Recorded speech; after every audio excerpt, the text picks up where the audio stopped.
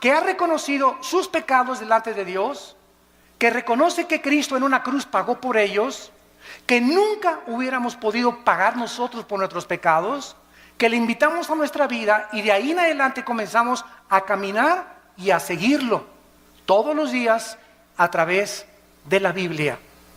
Jesús dijo: escudriñen las Escrituras porque ellas dan testimonio de mí.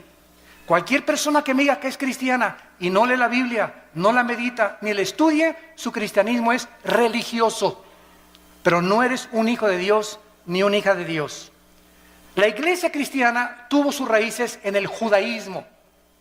El Señor Jesucristo fue judío. Los primeros apóstoles fueron judíos.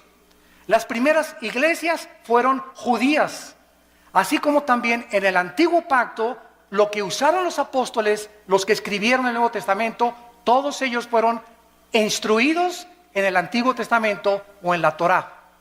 Así que tenemos que las raíces del cristianismo se encuentran en el judaísmo. En Hechos capítulo 2 encontramos el primer retrato en la Biblia de lo que es una iglesia cristiana, actitudes que debemos de mantener nosotros también y conservar. Dice Hechos 2:42: y perseveraban en la doctrina de los apóstoles.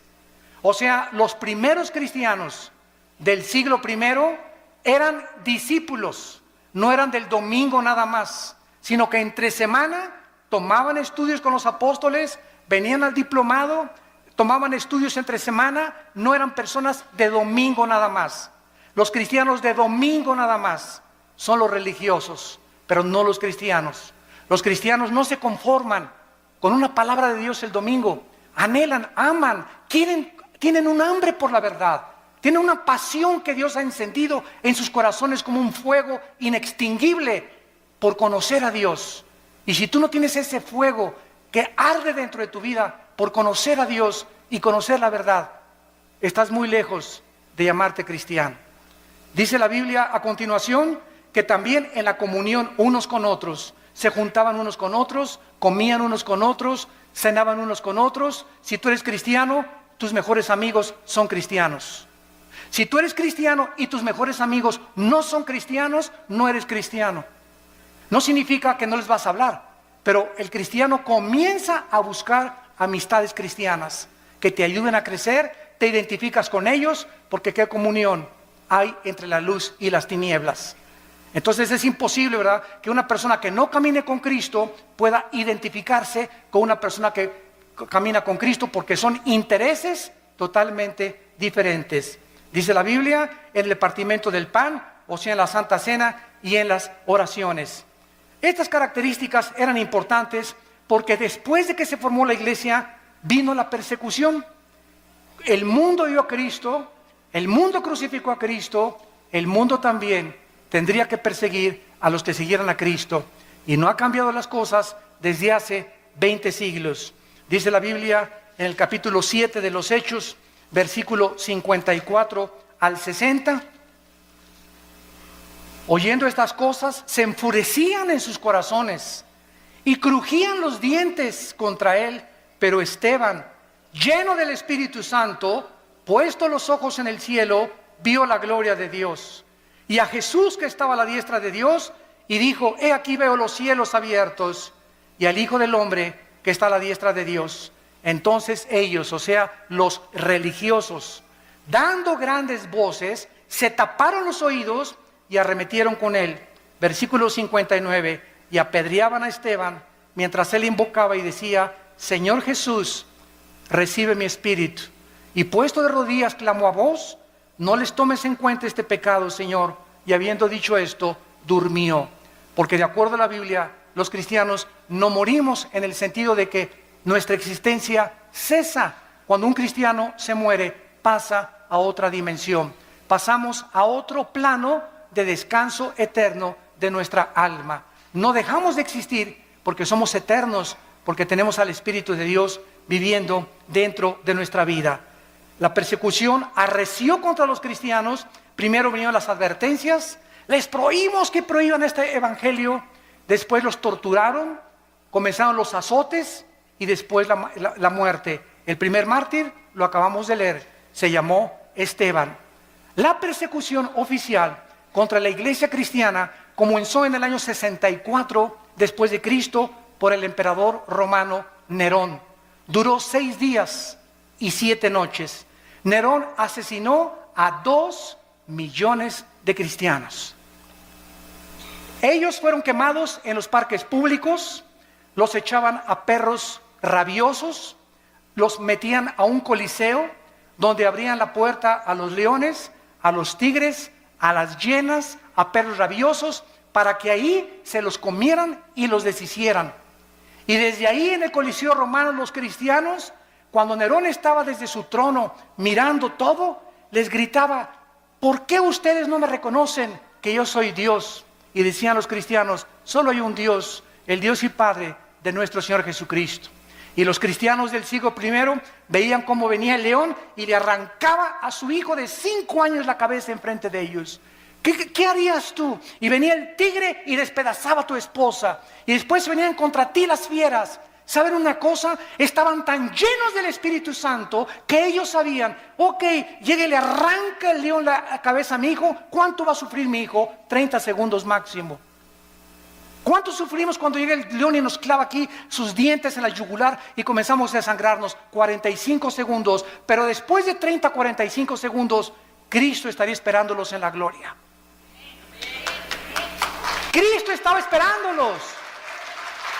La resurrección de Cristo, el hecho de que supieran que Cristo había resucitado de los muertos, fue lo que les impulsó y lo que les llenó de ánimo y de valor para enfrentarse a la muerte. Y dice en Apocalipsis 12 que le hemos vencido porque menospreciamos nuestras vidas hasta la muerte. Para el cristiano el morir es Cristo y el morir es ganancia. Podemos vivir para Cristo, pero cuando morimos, ¿qué es lo máximo que nos puede pasar? Nos está esperando la gloria por causa de que hemos sido fieles a Dios. Pero los cristianos del siglo XXI, ya no voy a la iglesia porque doña Chencha me hizo caras y me hizo fuchi. Ya no voy a la iglesia porque esta no tiene aire acondicionado. Ya no voy a la iglesia. Los cristianos del siglo XXI parece que fueron hechos de mermelada McCormick. Duermen en camas de cera, carros con aire acondicionado, casas con calefacción.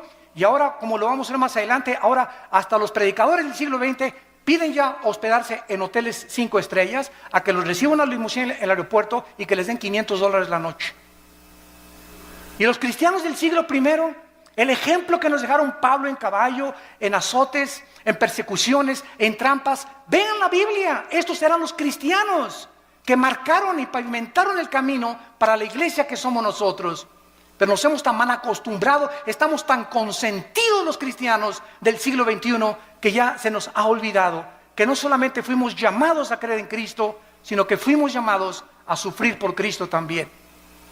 Dice la Biblia que después de la persecución fueron esparcidos por todos lados y el Evangelio comenzó a expandirse a Europa, a África del Norte y al Medio Oriente.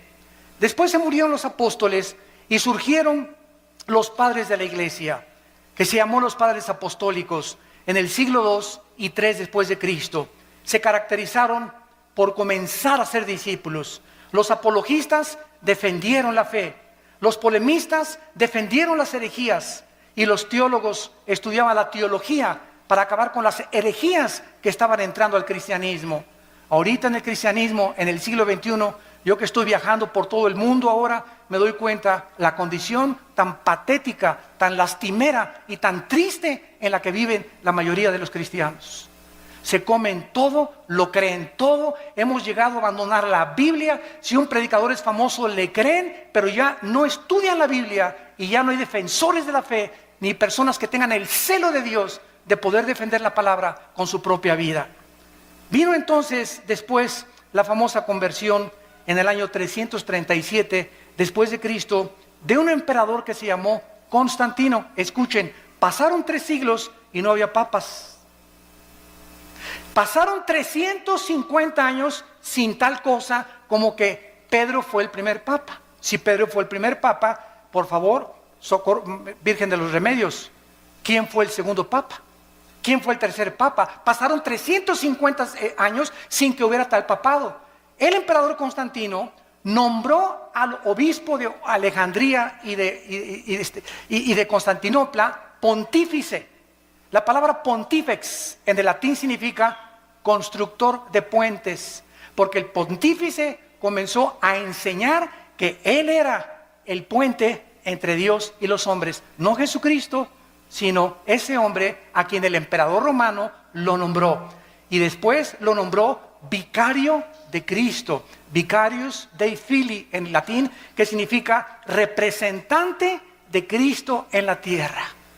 Bueno, el emperador romano Constantino iba el 27 de octubre del año 330 más o menos a Milvain en una batalla, y en el cielo vio una cruz. Él dice que vio una cruz que le dijo: signos vincitoris crucifix, bajo este signo vencerás. Constantino cesa la persecución del Imperio Romano contra los cristianos, ya no los persiguen a los cristianos, y él absorbe el cristianismo constantino como la religión oficial del Imperio Romano. Y desde Constantino a nuestros días, los cristianos son por herencia y por tradición, y no porque han nacido de nuevo. Mi mamá fue católica, yo soy católico. Mi papá es budista, yo soy budista. Y así los padres heredan la religión sin que los hijos se hayan convertido a Cristo verdaderamente. Quiero decirles que Teodosio en el año 395 hizo oficial el decreto, y ahora los cristianos, todos absolutamente, por ser hijos de padres cristianos, eran cristianos también. Vinieron después, en el siglo 9 y 10, en el año 1095, las cruzadas.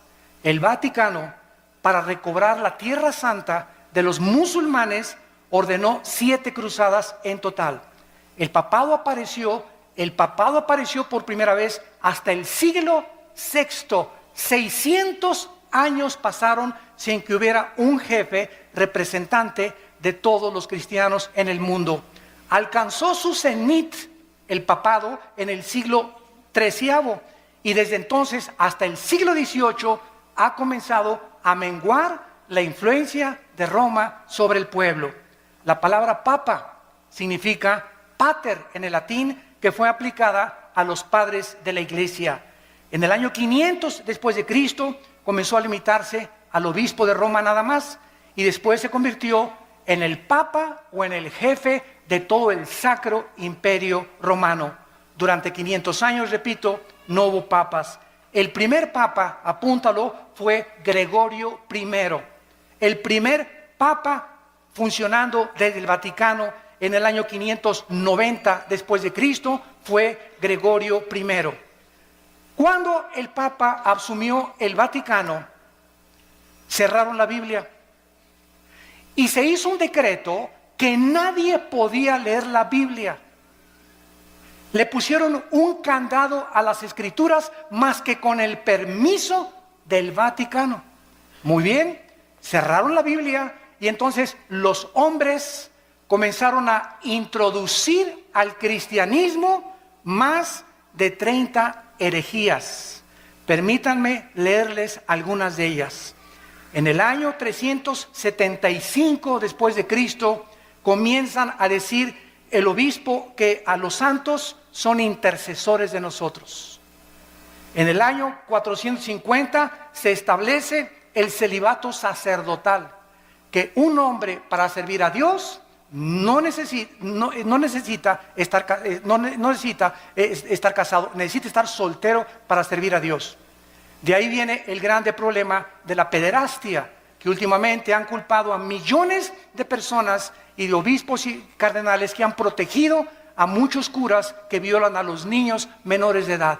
¿Por qué? Porque los pobres sacerdotes, ¿verdad?, les prohíben casarse, y ahorita se calcula que el 80% de los sacerdotes en el mundo tienen una esposa, a escondidas, de luego debajo de la cama la tienen ahí guardada. Y la mayoría de ellos tienen hijos también, porque el Vaticano no ha querido entender que la Biblia en 1 Timoteo capítulo 3 ordena, la Biblia ordena que los hombres de Dios es mejor que estén casados. Entonces ese fue un invento que se lo sacaron de la manga, el celibato sacerdotal. En el año 666 viene la extrema unción, que si una persona está agonizando y se va a morir, y llega un sacerdote y le ponen el santos óleos, la persona ya no tiene por qué irse al purgatorio, porque se le da la extrema unción. Si una persona se fue un pecador, borracho, parrandero y jugador, pero antes de morir le echan aceite, el sacerdote se salva del infierno. En el año 850 establecieron el agua bendita, que cualquiera que metiera la mano a la pilita y se hiciera el signo de la cruz, ya lo protegían los ángeles. En el año 1190 se comienza a vender la salvación, que el que diera más dinero al Vaticano se le daban 15,000 años de indulgencias en el purgatorio. En el año 1215 después de Cristo, se introduce la transubstanciación, que el sacerdote tiene el poder mágico de tomar una hostia y convertir la hostia en el cuerpo y la sangre de Jesucristo, y que cuando la persona toma la hostia está recibiendo a Jesucristo. Se lo recibe el domingo, se le sale de lunes a sábado y se le vuelve a meter el domingo. Digo, es que si seguimos una línea de lógica elemental, es absurdo, pero ¿cómo es que millones de personas lo han creído? ¿Cómo es posible esto? Es que Cristo estableció la Santa Cena, claro, pero Él no dijo que al recibirlo, lo recibíamos a Él. Él dijo, esto representa mi cuerpo que es partido, hacelo en memoria de mí. Nunca dijo que teníamos que recibirlo a través de eso. Bueno, esta transubstanciación va en contra de todo el libro en el Nuevo Testamento de los Hebreos, donde la Biblia dice que los sacrificios y todas las cosas fueron suspendidas y que en una sola ofrenda Cristo, al morir en la cruz, Él ha pagado por todos nuestros pecados. Después la iglesia introduce la misa con la transubstanciación. ¿Saben ustedes lo que es la misa? Yo le he preguntado con mucho respeto, se los digo, y vuelvo a repetir, estoy hablando la pura historia. La misa, el 95% de los católicos no sabe qué es la misa. Todos dicen que es la Eucaristía o que es la hostia. De acuerdo al Segundo Concilio de Trento, apúntalo. El Segundo Concilio de Trento estableció la misa es la repetición del sacrificio de Cristo por los vivos y por los muertos. Cuando el padre entra al altar, levanta la hostia, y yo me acuerdo cuando yo fui acólito, me acuerdo todavía del latín, el padre dice, me introduzco al altar de adeum qualifica juventudes meam, quera mis pea, quera mi idea, quera mi repulistis. Me introduzco al altar de Dios a ofrecer el sacrificio por los vivos y los muertos. En otras palabras, lo que Cristo hizo en la cruz, se lo brincan. Y están matando a Cristo, volviendo a repetir el sacrificio de Cristo por los vivos y por los muertos. Esto es lo que es la misa. Por eso a los cristianos se nos prohíbe en Efesios 5, en 2 Corintios capítulo 6, que no hay comunión entre la luz y las tinieblas. No podemos los cristianos participar de un rito donde están ofendiendo lo que hizo Cristo en la cruz del Calvario. En el año 1303 se declara la peor de las herejías, que fuera de Roma no hay salvación. Que es la iglesia la que salva, no Cristo. La iglesia romana es la única que puede salvar. 1546 se agregan a la Biblia los libros apócrifos, que son más de 11 libros que no fueron aceptados como el canon de los padres apostólicos. En 1860 se declara la infalibilidad papal. ¿Qué significa? Que el Papa no puede cometer errores al hablar ni al dar una encíclica. Lo que el Papa dice es Dios hablando. En 1860 se decretó que la misa, fíjense ustedes, que el Papa es infalible, que no puede equivocarse. Muy bien, pasan aproximadamente como un siglo, 1960 y 61, y el Papa Juan XXIII, un Papa gordito, a mí me caía muy bien porque era muy honesto. El Papa Juan XXIII, por primera vez desde el año 350 después de Cristo, por primera vez en la historia, el Papa Juan XXIII, en 1961, abre la Biblia. Y comienza a leer y comienza a decir, ah caray, ah Chihuahua, cuánto apache. Dios mío, pero ¿qué es esto? Dios mío, pero ¿qué es esto? Dios mío, pero este libro lo hemos abandonado. Y entonces el Papa Juan XXIII manda quitar la misa en latín. Y ya no se da en latín la misa. Ustedes que son de los 50 o que eran niños en aquella época se acordarán que entrábamos a la misa y era en latín. Ahora es en cualquier lado. El Papa Juan XXIII manda quitar las imágenes de las iglesias. Porque él se da cuenta que los santos no merecen nuestra adoración. ¿Cómo nos vamos a hincar delante de una estatua? Y manda quitar las estatuas de todas las iglesias. Hay muchas que lo siguen todavía llevando porque son iglesias muy radicales. Pero el 80% de las iglesias católicas en el mundo ya no tienen imágenes más que de María de vez en cuando. El Papa se declara infalible. En 1634 se promulga que solo el Papa puede decir quién es santo y quién no es santo en la famosa canonización. Que si una persona se muere, el Vaticano investiga si esa persona nunca rompió un plato. O si esa persona hizo un milagro, para que se le pueda decir que es santo. Si tú lees el Nuevo Testamento, y les digo a todos mis hermanos católicos en el mundo que nos escuchan, que son verdaderamente cristianos, todas las epístolas a los Corintios, a los Efesios, a Filipenses, a Colosenses, a Tesalonicenses, comienza Pablo a los santos de Corinto, a los santos de Filipo, a los santos de Efeso. La Biblia nos declara santos en vida, no después de muertos. ¿Por qué? Porque la palabra santo no significa que seamos buenos. La palabra agios en el griego, que se tradujo santo, significa apartados para el servicio de Dios. De buenos no tenemos nada más que a Jesús dentro de nosotros, porque somos unidos dentro de maldad. Y por eso no podemos confiar en la maldad tan grande que tenemos dentro todos nosotros. Lo único bueno que existe en nosotros es la vida de Jesús. Por eso el Espíritu Santo quiere que dejemos vivir a Cristo y morir nosotros a la carne y crucificar nuestras pasiones y deseos para que la vida de Jesús se pueda manifestar a través de nuestra carne mortal. Esa es la vida cristiana, dejar vivir a Jesús mi vida. No ya yo, sino Cristo vive en mí.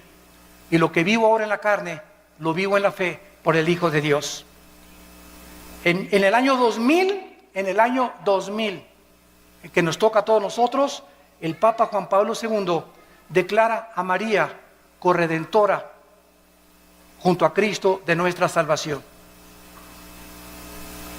No solamente Cristo murió por nuestros pecados, María también. Los cristianos, déjenme decirles, respetamos a la Virgen María, más que cualquier católico. Los católicos le han dicho de los remedios, de los lagos, de Zapopan, de la Macarena, de los remedios, y le han puesto nombres de Guadalupe, y la Virgen no se llama Lupita, ni se llama de Zapopan, la Virgen se llama María. Y nosotros la respetamos como la madre de Jesús y como una mujer increíblemente humilde.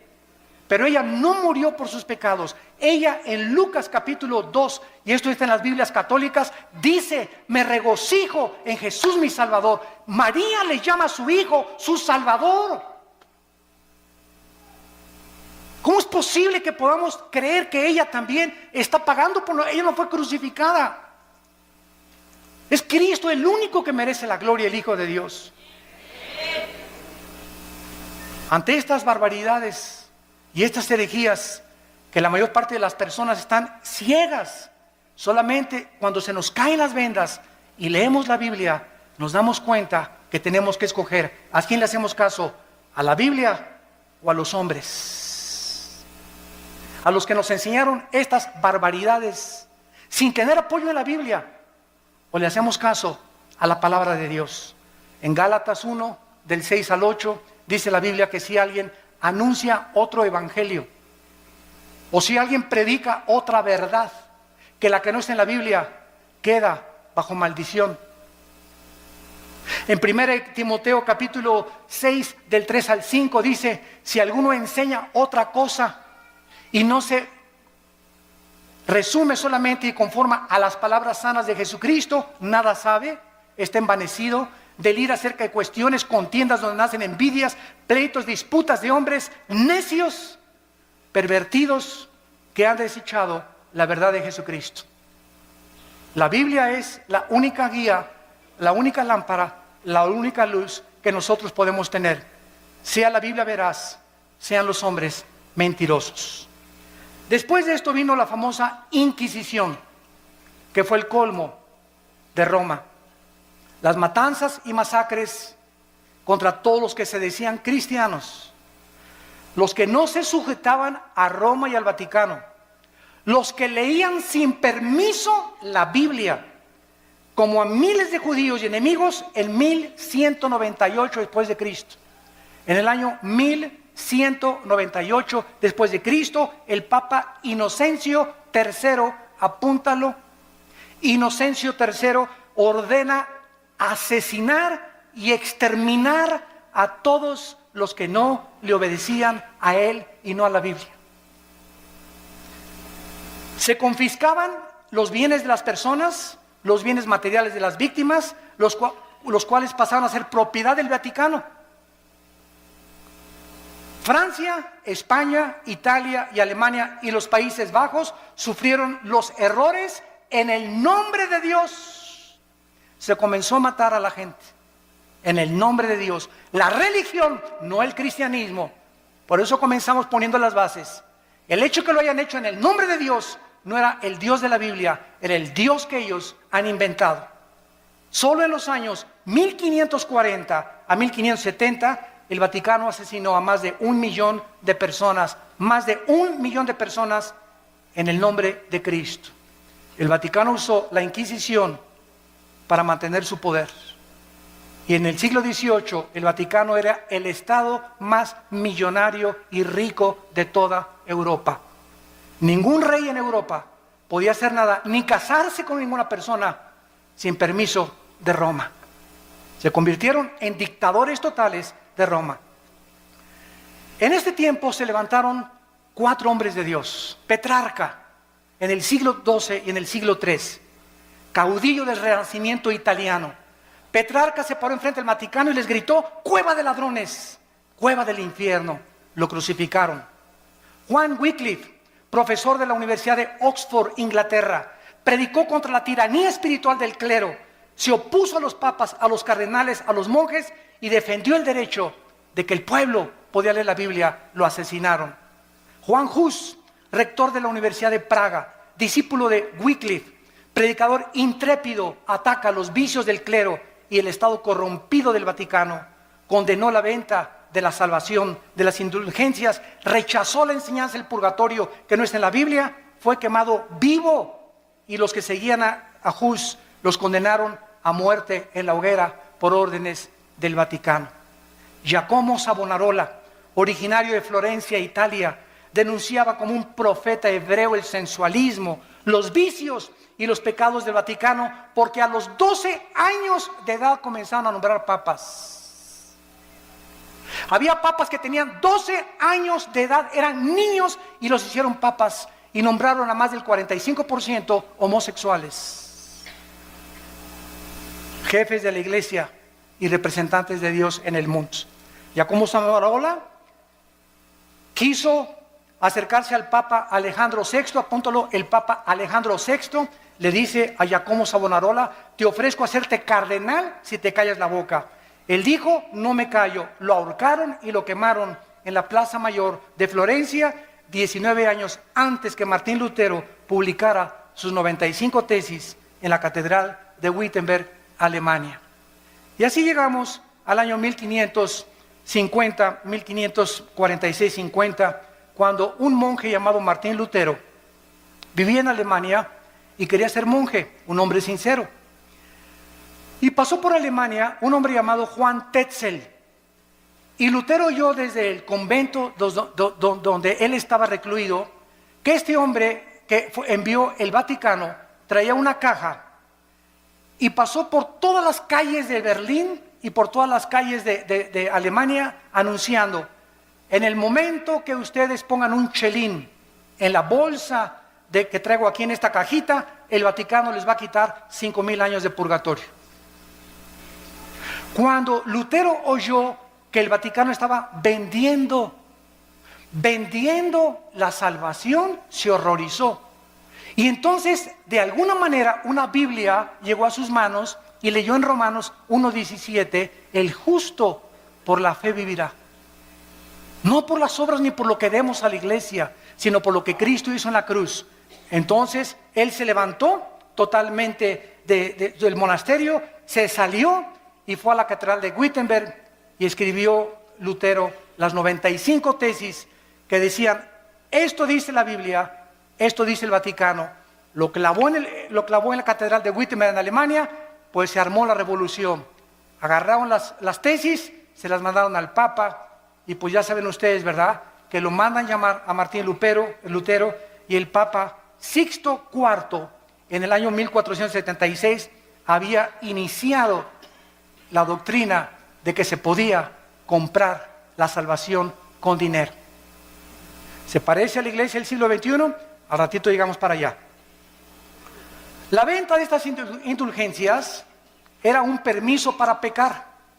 O sea, tú puedes ser adúltero, tú puedes fornicar antes de casarte, pero si das dinero, se te perdonan los pecados.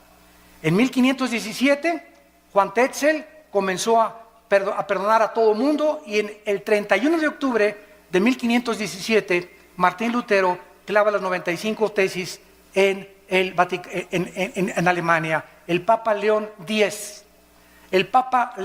X excomulga a Lutero, porque Roma podía mandar al infierno a los que ellos querían. Se llama la excomunión.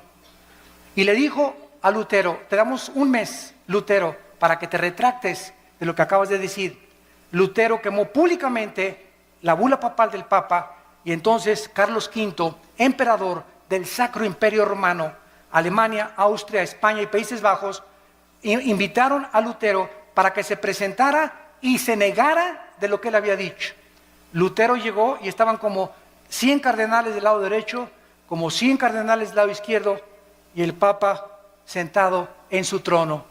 Y le dijo el Papa enfrente de todos el juicio que le hicieron: Martín Lutero, niegas lo que tú escribiste. Y Lutero llegó con la Biblia. Y Lutero dijo: aquí están las Sagradas Escrituras. Si cualquiera de ustedes que están aquí me demuestran con la Biblia que yo estoy equivocado, me arrepiento y niego lo que yo escribí. Nadie se pudo levantar para debatir a Lutero, porque nadie había leído la Biblia en 500 años. Todo era lo que los hombres habían inventado. Lo declararon muerto a Lutero, lo sentenciaron a muerte el Vaticano, y entonces los amigos o los príncipes alemanes le escondieron y le protegieron. En 1529 el Vaticano prohíbe las enseñanzas luteranas y les llama a los que seguían a Lutero protestantes. Por primera vez, por protestar contra lo que el Vaticano enseñaba. En el año 1559 había más de 400,000 protestantes y les cambiaron el nombre a hugonotes. El Papa Paulo III ordena el exterminio y funda un grupo llamado los jesuitas. Los jesuitas, dirigidos por un hombre soldado llamado capitán del ejército Ignacio de Loyola, para que él tuviera la autoridad del Vaticano con el ejército de los jesuitas de matar a todos los que leyeran la Biblia. Ir de casa en casa, y el que tuviera una Biblia, los jesuitas lo asesinaban y le quitaban la vida. Catalina de Médicis, madre del rey, ordenó matar el 24 de agosto de 1572 a más de 700,000 cristianos en un solo día. En memoria de la matanza, mandó el Vaticano acuñar una moneda que se llamó la moneda de Médicis, para celebrar que habían matado a 700,000 cristianos. Bueno, en 1607 viene toda la persecución en Europa. ¿Y qué hacen los cristianos en Europa? Se van a Inglaterra, huyendo del Vaticano, y agarran barcos, y entonces los cristianos comienzan a navegar y llegan a Estados Unidos. En el año 1607 llegaron los puritanos al estado de Virginia. En 1639 llegaron los bautistas al estado de Virginia, en Rhode Island, bajo el liderazgo de Roger Williams. En 1681 llegaron los cuáqueros al estado de Pensilvania. Y todos estos grupos que llegaron a Estados Unidos llegaron a América con la Biblia. Todos venían con la Biblia. ¿Se acuerdan la televisión, la serie que había que se llamaba Los Pioneros? Estados Unidos es la primera nación en el mundo, en la historia, la primera nación fundada en este libro. La Constitución la hicieron basada en la Biblia, a las monedas les pusieron In God We Trust, en Dios confiamos, y todo comenzó a crecer con la palabra de Dios. Después vinieron las misiones, y tenemos las vidas como David Livingstone, Hudson Taylor, que se fueron a la China a evangelizar a los chinos, a Guillermo Cari a la India, Morrison, Moffat, todos estos hombres que dejaron el confort de sus vidas y se fueron a predicar el evangelio al mundo entero. Y entonces llegamos al siglo XIX, o el siglo, finales del siglo XIX, principio del siglo XX, cuando comienza la apostasía de las iglesias protestantes o cristianas, como les llamamos ahora, evangélicas. A mediados del siglo XIX, escúcheme con cuidado, todas las principales universidades norteamericanas, escuchen, Harvard, Princeton y Yale, fueron fundadas por pastores. Las más grandes universidades del mundo ahorita, Princeton, Yale y Harvard, fueron fundadas por pastores con principios de la Biblia. Pero ¿qué sucedió? Que comenzaron a mandar a los estudiantes a Europa. Y en Europa en el siglo XX comenzó el racionalismo francés y el ateísmo alemán, donde Jacques Rousseau y todos los grandes ateos del siglo XX comenzaron a atacar la Biblia, y los cristianos que venían de Europa, estudiantes que llegaron a enseñar en los seminarios teológicos norteamericanos, comenzaron a introducir todas las herejías del racionalismo filosófico europeo, y comenzó a leudarse poco a poco las iglesias protestantes o las iglesias evangélicas. Quiero nombrarles a ustedes las 8 verdades fundamentales del cristianismo, los 8 pilares sobre los cuales debe estar edificada una iglesia o una persona que es cristiana. Número 1, la inspiración de la Biblia como la única regla de fe y conducta. Solo la Biblia es nuestra regla de fe y conducta, no la Biblia más los sacramentos, la Biblia más la perla de gran precio, como los mormones, la Biblia más doctrinas y convenios de los mormones, la Biblia más las enseñanzas de la atalaya, como los testigos de Jehová. Todas las sectas se caracterizan por la Biblia más otra cosa. El cristiano es solo la Escritura, solo la Biblia, solo la fe. En segundo lugar, el nacimiento virginal de Cristo. Cristo nació virginalmente mediante una virgen llamada María. Número 3, la deidad de Cristo.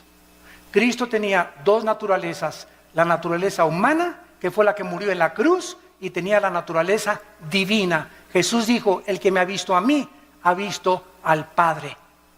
Número 4, la doctrina de la Trinidad. El Padre, el Hijo y el Espíritu Santo son la misma esencia, manifestado en 3 diferentes personas. Número 5, la resurrección de Jesucristo corporal. Los testigos de Jehová enseñan que resucitó en gases.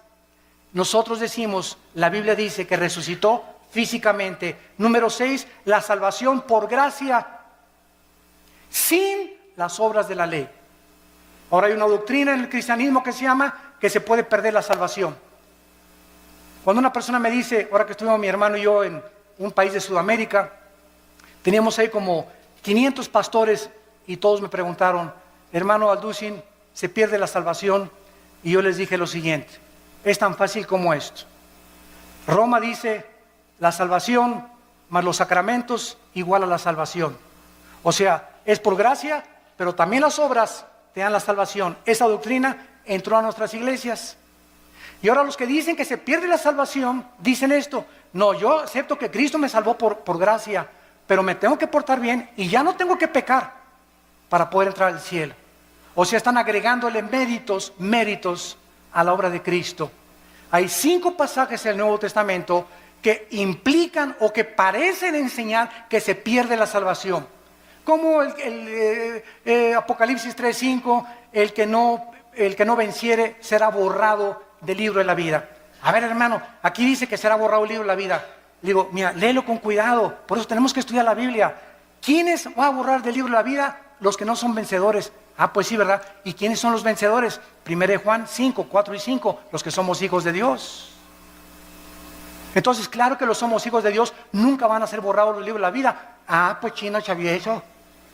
Y así comenzamos a ver que cada pasaje que usan para disque enseñar que se pierde la salvación, lo sacan fuera del contexto y hacen un pretexto de la palabra de Dios. Número 7, la redención es por la sangre de Cristo, no por la misa ni por ninguna otra cosa. Y número 8, necesitamos nacer de nuevo. El ser humano necesita ser regenerado para entrar al reino de Dios. Muy bien, y terminamos con lo que es la apostasía de la iglesia en el siglo XXI. Abróchense el cinturón. Ahora voy a hablar lo que está pasando en las iglesias cristianas y que necesitamos nosotros los predicadores pasarle la estafeta a nuestros jóvenes, a la segunda generación, y volver a enseñarles a que regresemos a la Biblia otra vez, porque los cristianos del siglo XXI estamos abandonando la Biblia. Y si estamos criticando a Roma que vende la salvación, yo conozco iglesias cristianas que venden la salvación. Ya no tenemos por qué jactarnos ni presumir que somos mejor que el Vaticano. Por eso les dije, les voy a hablar la verdad. Yo conozco iglesias que venden la salvación y predicadores en la televisión que te venden la salvación. Si tú les mandas $50. En 1960-70 comenzó un cura católico en Centroamérica llamado Camilo Torres.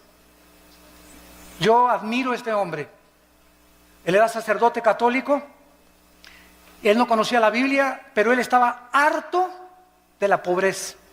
Y que él no podía cambiar con lo que Roma le decía la vida de toda la gente pobre en Centroamérica, Guatemala, Honduras, etcétera, etcétera. Entonces Camilo Torres, ¿saben lo que hizo? Agarró una AK-47 y formaron grupos armados para poder comenzar a usar el comunismo y a través de la liberación de los estados opresores dictatoriales, quitar la pobreza a la gente. Esto se llamó la teología de la liberación, que fue una mezcla de cristianismo con el comunismo. Y él era un hombre sincero, Camilo Torres. Después encontramos que pasó el tiempo y el cristianismo se comenzó a mezclar con el misticismo de los hindúes y de las filosofías orientales. Comenzamos a darles en los 70s y en los 80s del siglo pasado, a darle más experiencia y más validez a las experiencias místicas, y se comenzó a propagar la mentira. No vamos a hablar de doctrinas, las doctrinas nos dividen. Si leemos las cartas de Timoteo, le dice Pablo a Timoteo, predica la doctrina. Y comenzaron a decir, no hablemos de doctrinas, vamos a hablar mejor del amor, porque las doctrinas nos dividen. El pueblo de Dios comenzó a enseñar que si tú no hablas en lenguas, no tienes a Cristo. Que si no hablas en lenguas, no tienes el bautismo del Espíritu Santo. Esto es una herejía. Porque el don de lenguas, gracias a Dios por él, y no estamos en contra de este don. Gracias a Dios los que ustedes tienen ese don. Pero enseñar que si no lo tienes, no tienes al Espíritu Santo, es una herejía. Porque toda la historia de la iglesia, los más grandes hombres de Dios del siglo pasado y del siglo XXI, ninguno nunca ha hablado en lenguas. Entonces no eran cristianos de acuerdo a esta enseñanza. Se comenzó a propagar la risa santa. Y comenzó a decir que era de Dios. Risa santa le llamaron. Y se comenzaron a tirar al suelo, muertos de la risa. Y comenzaron a filmarlos todos los enemigos del evangelio. Y comenzaron ya en el suelo a ladrar como perros. Comenzaron a ladrar como animales. Después vino el vómito santo. Es santo. En la iglesia, enfrente de todos, que porque lo que salía era el bautismo del Señor.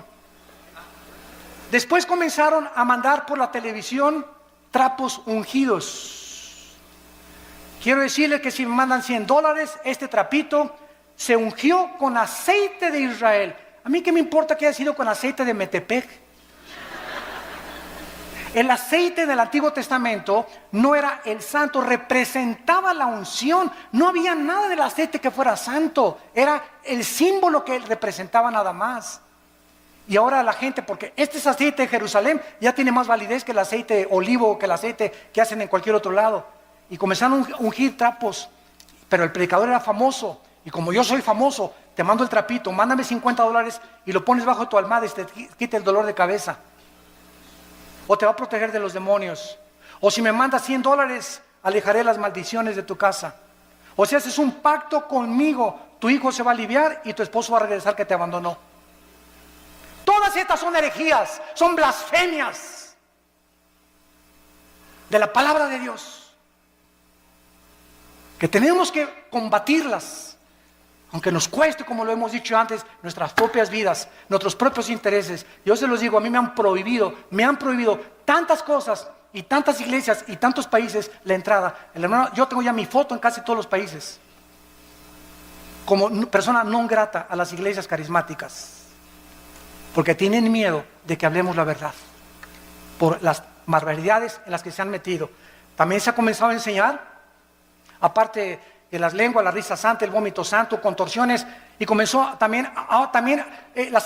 las apariciones hace 10 años, que estaba cayendo del cielo oro y piedras preciosas. Polvito santo del cielo, está cayendo oro. Hermano, míreme las manos, es diamantina, menso. Alguien se contó cuánto el ventilador le puso diamantina, burro. Me está cayendo oro del cielo. ¿Quién puede imaginarse que Dios le va a interesar mandarnos oro del cielo? Dice Proverbios, busque la sabiduría más que las piedras preciosas. Increíble. Dios me parchó la muela y tengo ya un tapón de oro, hermano. A Dios te pone una muela nueva, menso. No te pone un parche ni te la tapa. Dios hace las cosas nuevas totalmente. Todas estas cosas han entrado a la iglesia y el pueblo las ha aceptado por no conocer la palabra de Dios. Y luego también en las reuniones. Y voy a iglesias y yo les digo a mis pastores, denle un zape en la cabeza atrás de esa persona. Es que estoy bajo la influencia del Espíritu Santo. Espérame tantito, lee 1 Corintios 14. El espíritu del profeta está sujeto al profeta. Entonces, no hay tal cosa como que alguien pierde el control y comienza como alambre eléctrico así en la cabeza, ¿verdad? Que lo lleven al manicure. Que venga el psiquiátrico por él. Pero esa persona no tiene el Espíritu Santo y está solamente haciéndose ese panchote que está haciendo la iglesia para que la iglesia vea que el hermano tiene el Espíritu Santo. ¿Qué le interesa al Espíritu Santo que das como alambre eléctrico? En 1 Corintios 14 dice la Biblia, hermanos, dice Pablo, les suplico que en la iglesia no hablen en lenguas. Y si alguno quiere hablar en lenguas en la iglesia, que sea 1, 2 o 3 por turno, nunca todos al mismo tiempo. Y además que uno interprete, y si no hay intérprete, cállate y habla en chino mejor. Pero llegaban a las iglesias y todos,